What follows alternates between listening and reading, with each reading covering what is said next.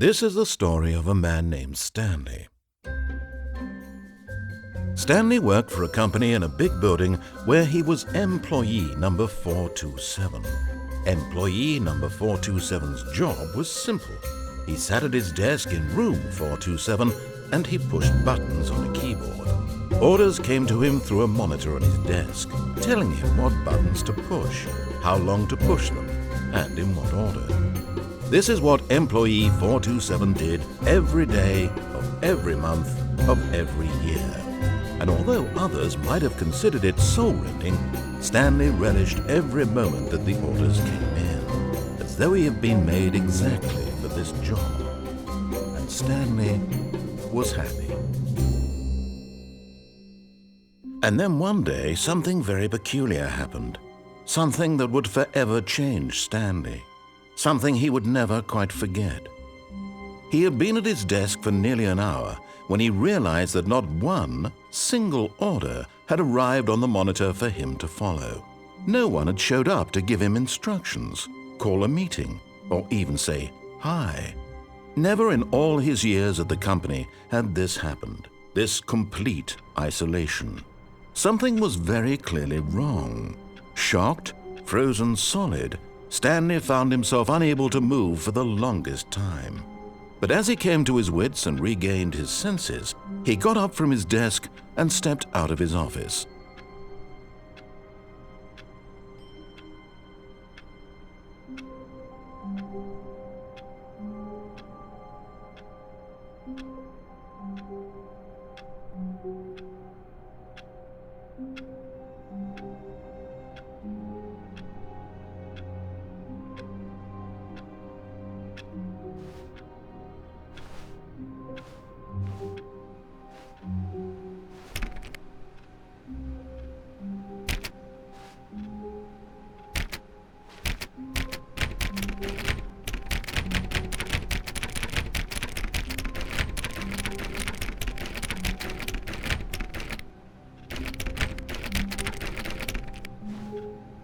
All of his co-workers were gone. Oh, please.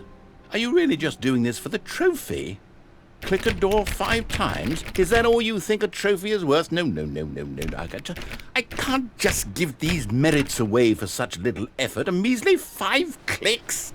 Now, suppose you were to click the door 20 times. I would say that's the kind of effort that warrants recognition.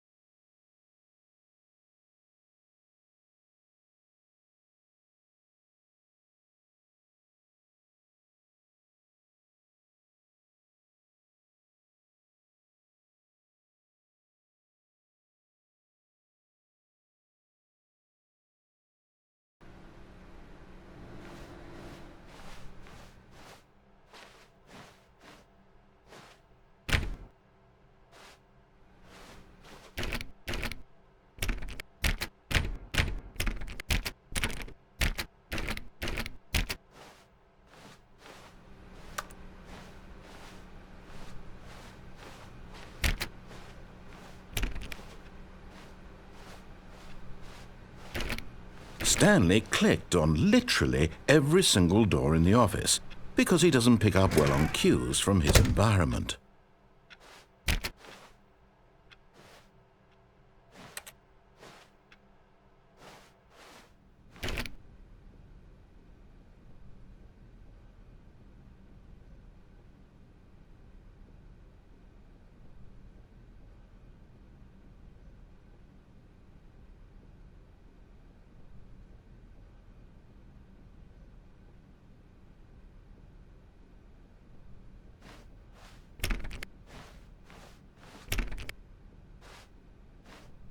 When Stanley came to a set of 2 open doors, he entered the door on his left.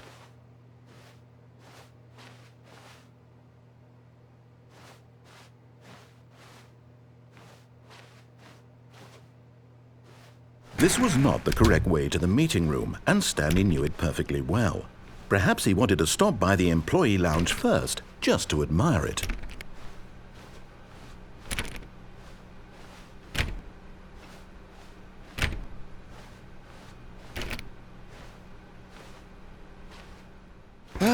Yes, truly a room worth admiring. It had really been worth the detour after all, just to spend a few moments here in this immaculate, beautifully constructed room. Stanley simply stood here, drinking it all in.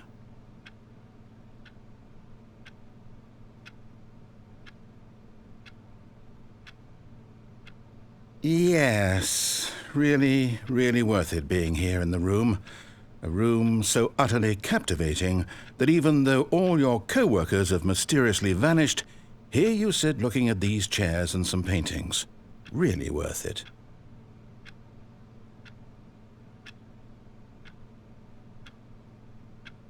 At this point, Stanley's obsession with this room bordered on creepy and reflected poorly on his overall personality.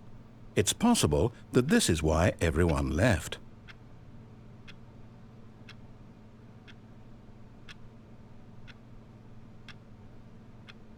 Stanley sat around waiting for more dialogue, but when a long time had passed and there was no more, he decided that the game was trying to send him a message.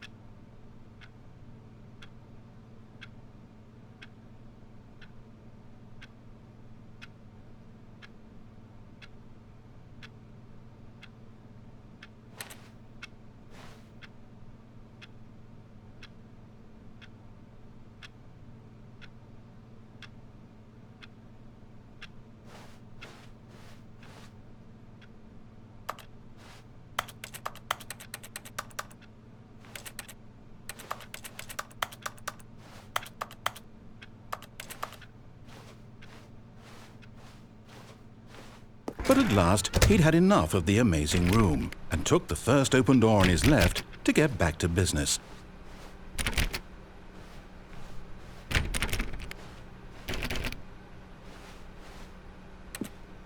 Stanley was so bad at following directions, it's incredible he wasn't fired years ago.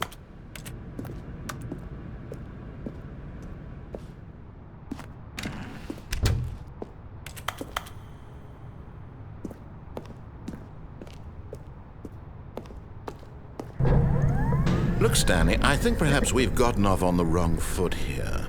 I'm not your enemy, really, I'm not.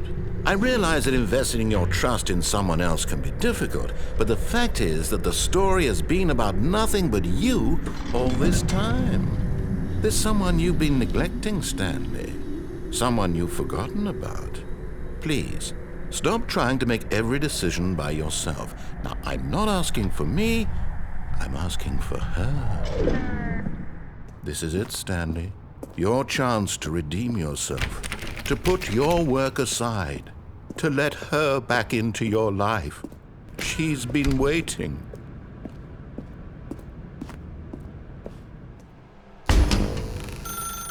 That's her, Stanley. You need to be the one to do this, to reach out to her. If you... Oh, no, you can't... Did you just unplug the phone? Now, that wasn't supposed to be a choice. How did you do that? You actually chose incorrectly? I didn't even know that was possible. Let me double check. No, it's definitely here, clear as day. Stanley picks up the phone. He's taken to his apartment where he finds his wife, and the two pledge themselves to one another. Music comes in, fade to white, roll credits. Not picking up the phone is actually somehow an incorrect course of action. How is that even possible? None of these decisions were supposed to mean anything. I don't understand. How on earth are you making meaningful choices? What did you... Wait a second. Did I just see... No, that's not possible. I can't believe it. How had I not noticed it sooner? You're not Stanley. You're a real person. I can't believe I was so mistaken. This is why you've been able to make correct and incorrect choices. And to think I've been letting you run around in this game for so long. If you'd made any more wrong choices, you might have negated it entirely. It's as though you completely ignored even the most basic safety protocol for real-world decision-making. Or did you not grasp the severity of the situation? Well, I won't have that kind of risk on my watch. I'm going to stop the game for a moment so we can educate you properly on safe decision-making in the real world. Please observe this helpful instructional video. Choice. It's the best part of being a real person, but if used incorrectly can also be the most dangerous. For example, in this scenario, a hypothetical real person named Rupert has a choice. He could invent a machine that eliminates food shortages across the world to make life better for all people. Or he could spend years of hard work forgetting how to read. Which choice would you make? Remember that unlike here, the real world makes sense, and at no time should you make a choice that does not conform to rational logic. If you find yourself speaking with a person who does not make sense, in all likelihood, that person is not real. Allow the person to finish their thought, then provide an excuse why you cannot continue talking. Turn to a partner and practice saying, "My goodness, is it 4:30? I'm supposed to be having a back, sack, and crack." Excellent. Making choices on a regular basis is the best part to a healthy decision-making process. Most medical professionals recommend making at least 8 choices per day. Do you make more than 8? Less? And finally, if you begin to wonder if your choices are actually meaningful and whether you'll ever make a significant contribution to the world, just remember that in the vast infiniteness of space, your thoughts and problems are materially insignificant, and the feeling should subside. At this time, your instructor will guide you in an exercise to test and reinforce the material covered in this video. Welcome back. You may have noticed that this room has begun to deteriorate as a result of narrative contradiction. But not to worry. Now that you're properly informed on good decision-making, we're going to revisit a choice you made just a few minutes ago and see what the correct thing to do would have been. This way, please.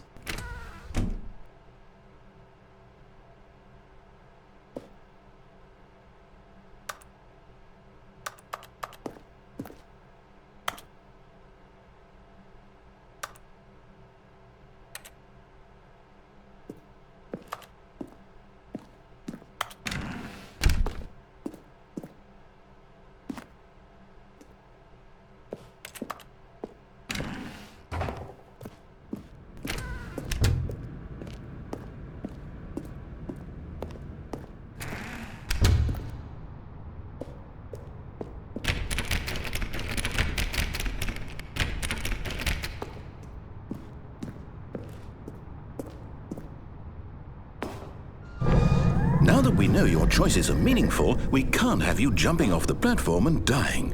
Imagine the main character dying senselessly halfway through the story. That story would make no sense at all.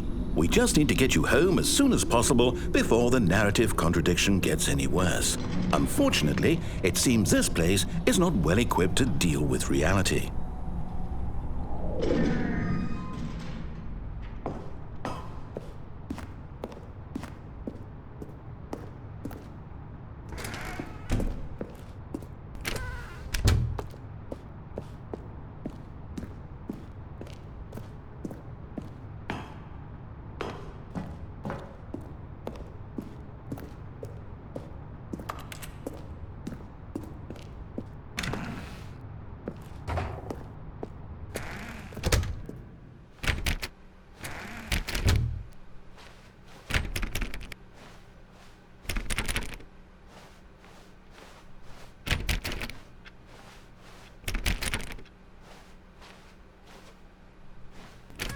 Almost there. You'll take the door on the left, back to the correct ending, the story will have resolution once again, and you'll be home free in the real world.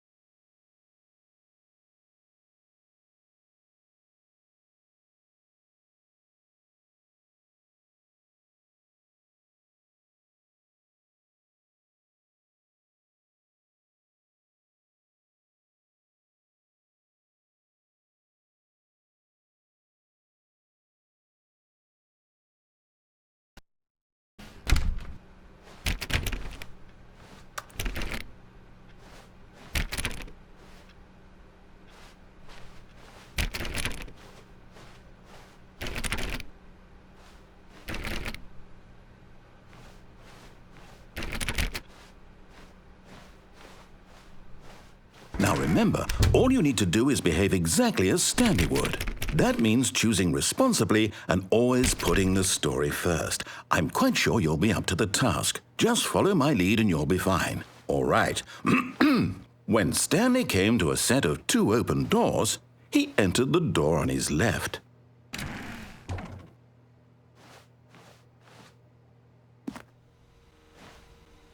No! Why did you do that? Quickly, hurry back in the other direction. Perhaps we're not too late.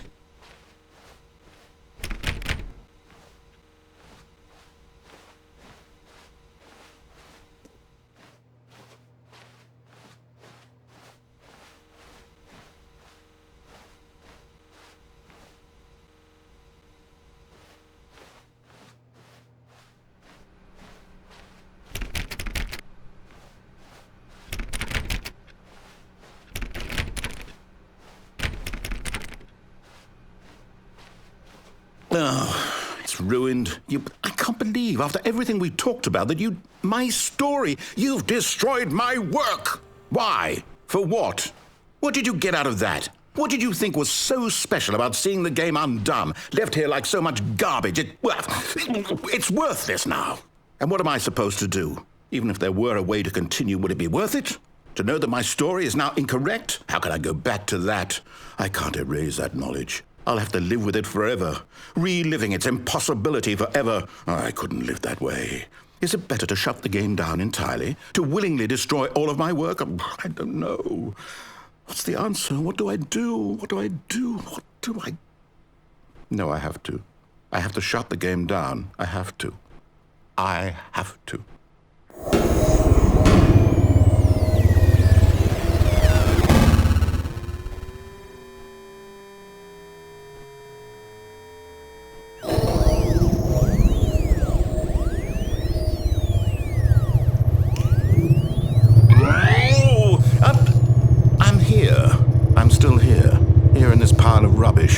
With you who thought you were so clever.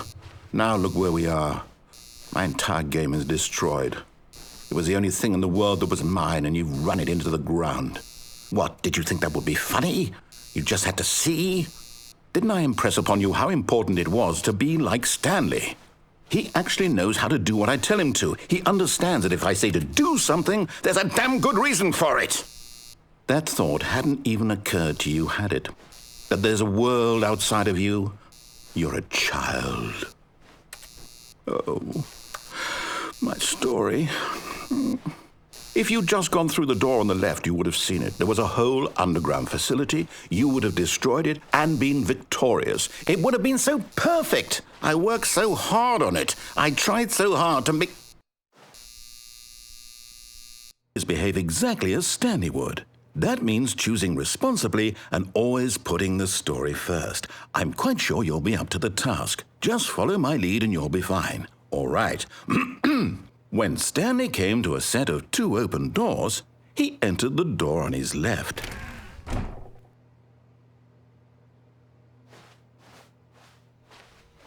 No! Why did you do that? Quickly, hurry back. Behave exactly as Stanley would. That means choosing responsibly and always putting the story first. I'm quite sure you'll be up to the task. Just follow my lead and you'll be fine. All right. When Stanley came to a set of 2 open doors, he entered the door on his left.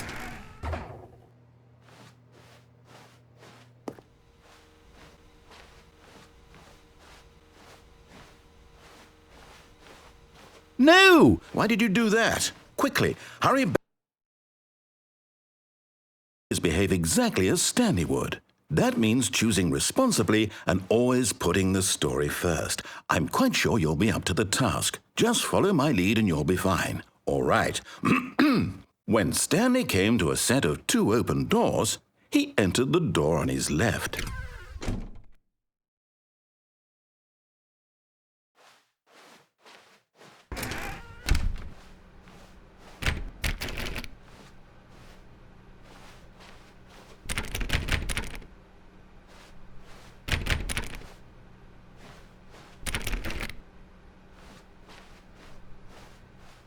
Yet there was not a single person here either.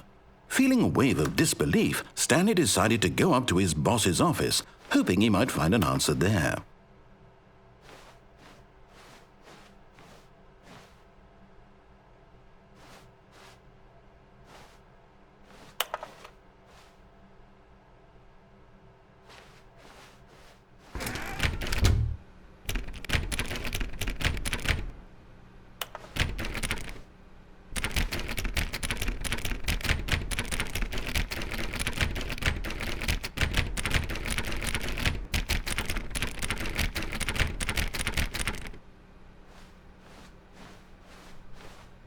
Coming to a staircase, Stanley walked upstairs to his boss's office.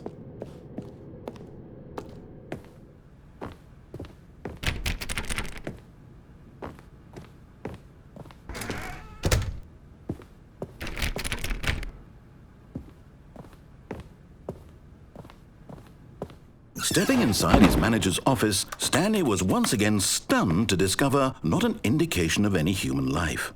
Shocked, unraveled, Stanley wondered in disbelief who orchestrated this, until he saw the door with a voice receiver next to it. Surely behind this door lay all the answers to his questions. And beyond all probability, he knew the passcode. He had seen it on his boss's computer just last week. Nightshark 115. Was this the code to open the door? Would it still work? There was only one way to find out. Stanley had been trained never to speak up, but now he would draw from within himself the courage to face the unknown. He drew a sharp breath and then spoke the code.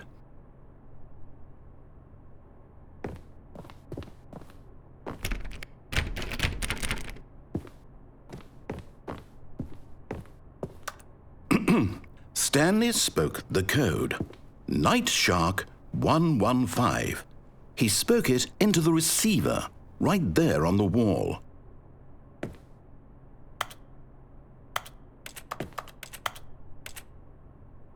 I'm sorry, is there a problem?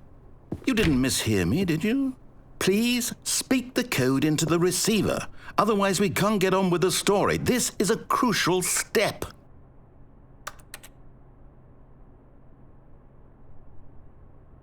Okay, fine, you're not going to do it, but you know what? It's pretty humiliating to bring you this far, only for you to suddenly decide you have better things to do. I asked you for this one single thing, for your respect.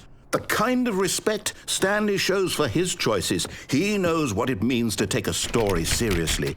If you didn't want to see what I had to show you, then why did you come here? You had a choice, you know. You could have gone through the door on the right. You could have done whatever the hell you wanted over there. Why did you come this way? Speak. Say something to me. Explain yourself, you coward. You...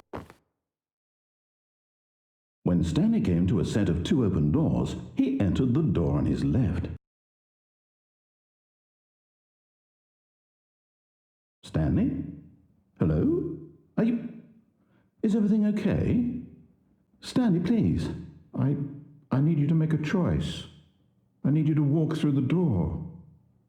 Are you listening to me? Can you hear me?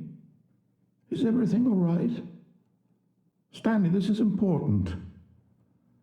The story needs you. It needs you to make a decision. It cannot exist without you. Do you understand me? Whatever choice you make is just fine. They're both correct. You cannot be wrong here. We can work together. I'll accept whatever you do. I simply need you to take that step forward, please. Choose.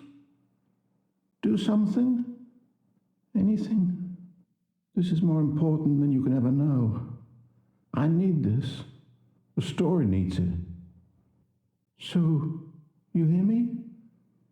Are you there? Are you listening to this? Stanley, are you there? Okay. It's okay, I can wait.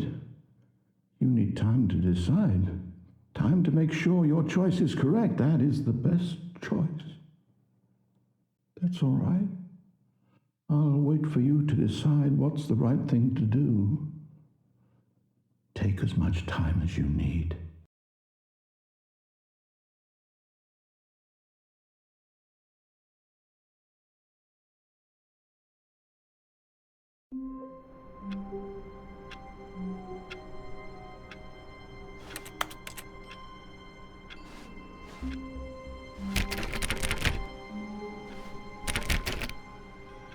All of his co-workers were gone.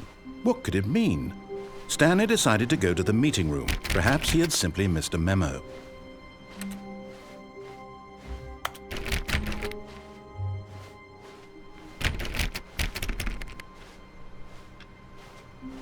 Stanley went around touching every little... Stanley clicked on literally every single door in the office because he doesn't pick up well on cues from his environment.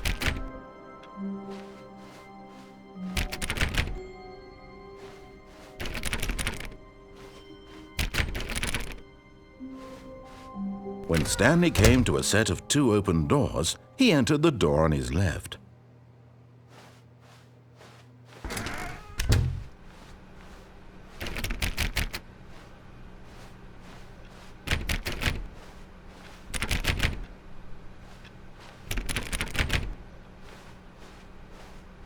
Yet there was not a single person here either.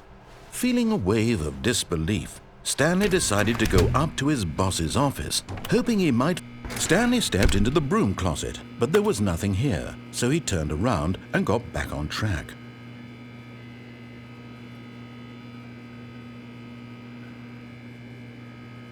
There was nothing here. No choice to make, no path to follow, just an empty broom closet. No reason to still be here.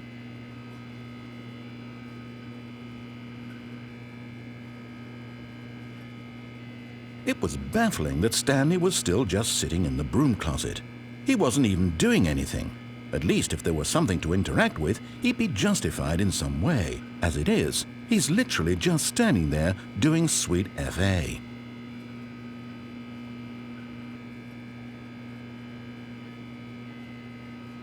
Are you really still in the broom closet? Standing around doing nothing? Why? Please offer me some explanation here. I'm genuinely confused.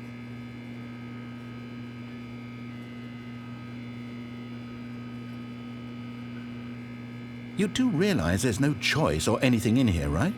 If I'd said Stanley walked past the broom closet, at least you would have had a reason for exploring it to find out. But it didn't even occur to me because literally this closet is of absolutely no significance to the story whatsoever. I never would have thought to mention it.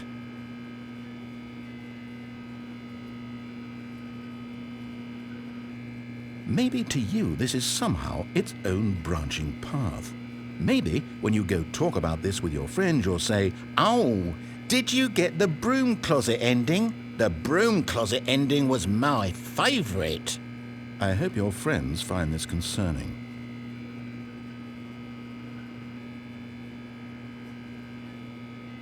Stanley was fat and ugly and really stupid. He probably only got the job because of a family connection. That's how stupid he is. That or with drug money. Also, Stanley is addicted to drugs and hookers.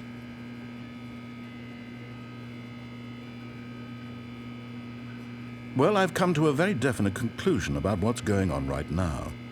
You're dead.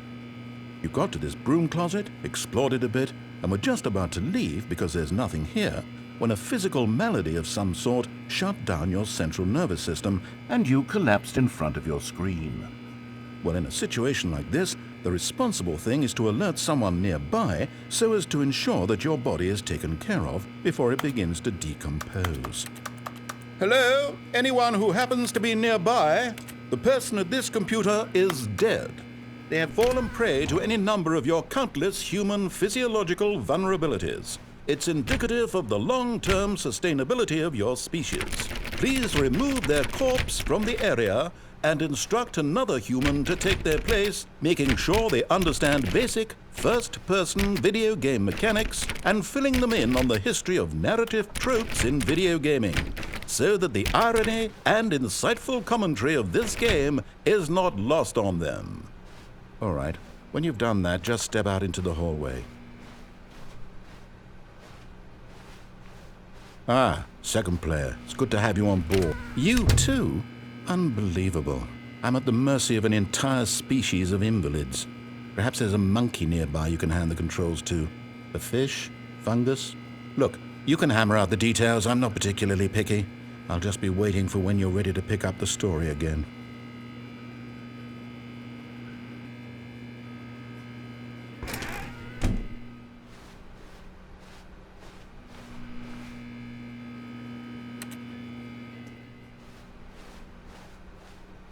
Coming to a staircase, Stanley walked upstairs to his boss's office.